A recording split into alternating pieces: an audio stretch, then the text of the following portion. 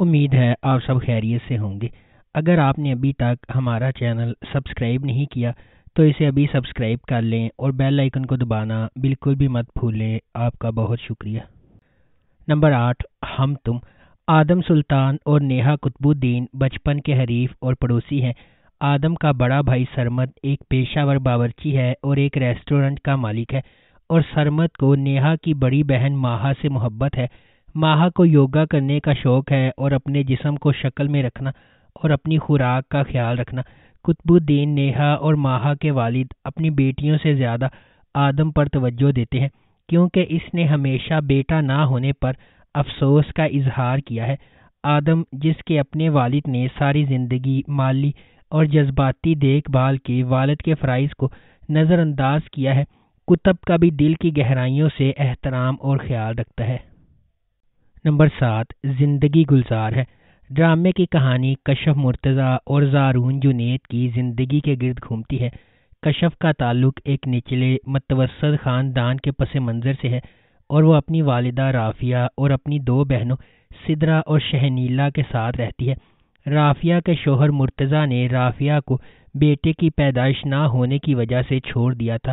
مرتضیٰ نے دوسری شادی کی، جس نے آخر کار اس کے بیٹے حماد کو جنم دیا۔ خاندان کو بہت سی مشکلات کا سامنا کرنا پڑتا ہے، جس کی وجہ سے کشف پریشان، غیر محفوظ اور مردوں پر اعتماد نہیں کرتی۔ رافیہ ایک سرکاری اسکول کی پرنسپل کے طور پر کام کرتی ہے اور شام کو بچوں کو ٹیوشن دیتی ہے تاکہ اپنا خرچہ پورا کر سکے۔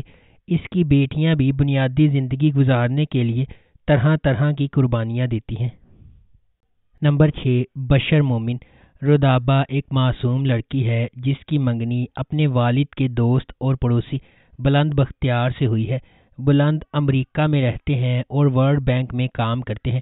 ایک دن رودابہ اور بلند کے والد سمندر کے نظارے پر ہوتے ہیں اور ایک ڈکیتی میں مارے جاتے ہیں۔ رودابہ اپنے بڑے بھائی عادل اور اس کی بیوی کے ساتھ رہنے پر مجبور ہے۔ عادل اپنے بہنوئی بشر کے لیے فرنٹ مین کے طور پر کام کرتا ہے، جو منی لانڈرر ہے۔ بشر اپنی بہنوں خصوصاً طیبہ کے لیے موزوں میچ کی تلاش میں ہے، جس کی 2 انگیجمنٹ اب تک ٹوٹ چکی ہیں۔ اس ڈرامے کی مرکزی کاسٹ میں فیصل قریشی، سمیع خان، یاسر مظہر، نعمان اجاز، سندس طارق، ماہین خان، اشنا شاہ، ہنا خواجہ بیات، خواجہ سلیم اور ہنا رضوی شامل ہیں۔ نمبر 5، تیرے آنے سے۔ رانیہ ایک چھوٹے سے شہر کی ایک پڑھی لکھی نوجوان لڑکی ہے جو اپنی ذہانت پر فخر کرتی ہے اور اکثر دوسروں کو مشورہ دیتی ہے۔ خالہ اماں کے گھر جب وہ ماہر سے ملتی ہے تو ابتدا میں اسے اس کا شوق نہیں ہوتا تھا۔ ماہر، جو کہ خالہ اماں کا پیارا پوتا ہے، ہمیشہ ماہر کی رائے رکھنے والی فطرت کو نیچا دکھایا جاتا ہے۔ ماہر اور رانیہ کی ذہنیت میں فرق دونوں کے درمیان مایوسی اور نفرت کا باعث بنتا ہے۔ ان کے بڑھے ہوئے خاندان کی شمولیت سے ماہر اور رانیہ دونوں کے رویے اور تعلقات متاثر ہونے لگتے ہیں۔ ماہر کو اپنے خاندان کے بارے میں کچھ سچائیوں کا سامنا کرنے پر مجبور کیا جاتا ہے، جس کی وجہ سے وہ اپنی اقدار اور عقائد کا ازسرنو جائزہ لیتا ہے۔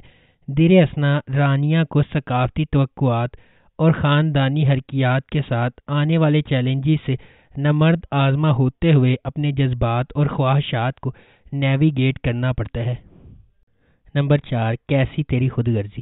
کیسی تیری خود غرضی کی کہانی ایک بزنس ٹائکون کے بیٹے شمشیر کے گرد گھومتی ہے، جو ایک متوسط طبقے کے پس منظر سے تعلق رکھنے والی مہک سے محبت کرنے لگتا ہے۔ ڈرامے کے دوران کچھ ناخوشگوار واقعات رونما ہوتے ہیں اور مہک شمشیر سے نفرت کرنے لگتی ہے۔ کیونکہ شمشیر کے گھر والے اس کے رشتے کو منظور نہیں کرتے، اس لیے کہانی مزید الجھ جاتی ہے۔ دانش تیمور بطور شمشیر ایک کاروباری شخصیت کا بیٹا ہے، ضدی اور اپنی محبت کے لیے کسی بھی حد تک جانے کو تیار۔ دریو شاہ سلیم بحیثیت مہک ایک لیکچرار کی بیٹی ہے، طبیعت میں شائستہ ہے اور متوسط طبقے کے پس منظر سے تعلق رکھتی ہے۔ حماد شعیب بطور احسن مہک کے کزن اور منگیتر ہیں۔ شمشیر ایک غیر روایتی ماحول میں مہک سے محبت کرنے لگتا ہے اور محبت اور نفرت کے اس رشتے میں تقدیر کھو جاتی ہے۔ جب خاندانی اقدار بہت مضبوط ہوتی ہیں تو بعض اوقات خاندان کے ہر فرد کو تکلیف کا سامنا کرنا پڑتا ہے اور کیسی تیری خود غرضی ایسی ہی ایک مثال ہے۔ نمبر 3، دل لگی۔ دل لگی موہد اور انمول کی رومانوی کہانی ہے۔ یہ اندرون سندھ میں سکھر کی تانگ گلیوں میں قائم ہے، جہاں انمول اپنی ماں اور چھوٹی بہن مشال انصاری کے ساتھ سادہ زندگی گزارتی ہے۔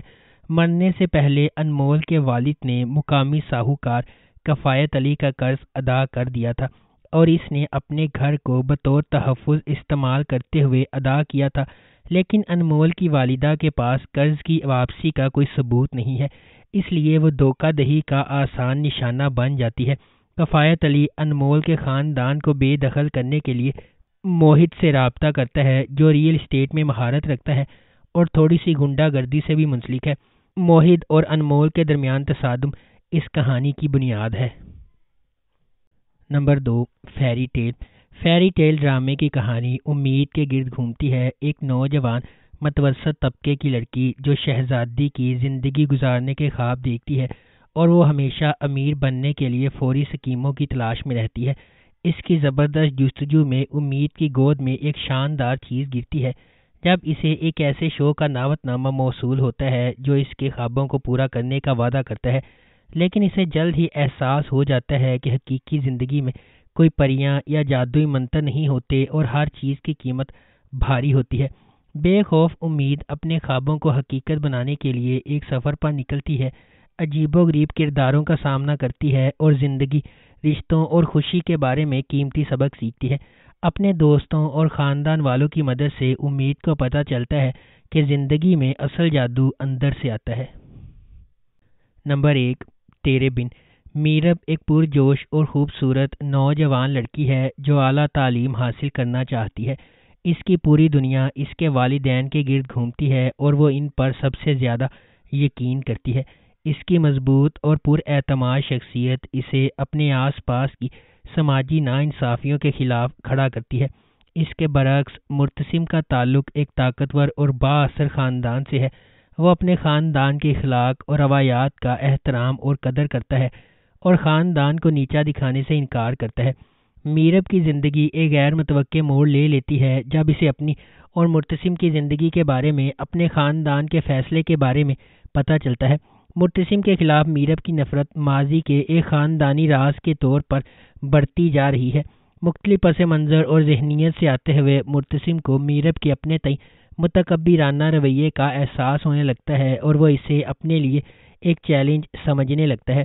دوسری طرف میرب، جو اپنی زندگی کو اپنی شرائط پر گزارنے کی عادی ہے، مرتسم کی خاندانی روایات اور غیر ضروری سماجی رکاوٹوں کو قبول کرنے سے انکار کر دیتی ہے۔ جلد ہی ان کی زندگی جذباتی مصائب اور غلط فہمیوں کے ایک سلسلے سے گزرتی ہے جہاں ان کے لیے ایک ساتھ رہنا مشکل ہو جاتا ہے۔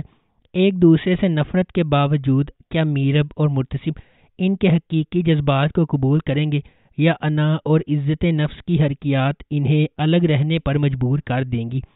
اگر آپ کو ہماری یہ ویڈیو پسند آئی ہے تو اسے لائک کریں، شیئر کریں اور ہمارے چینل کو سبسکرائب کرنا بالکل بھی مت بھولیں۔ آپ کا بہت شکریہ۔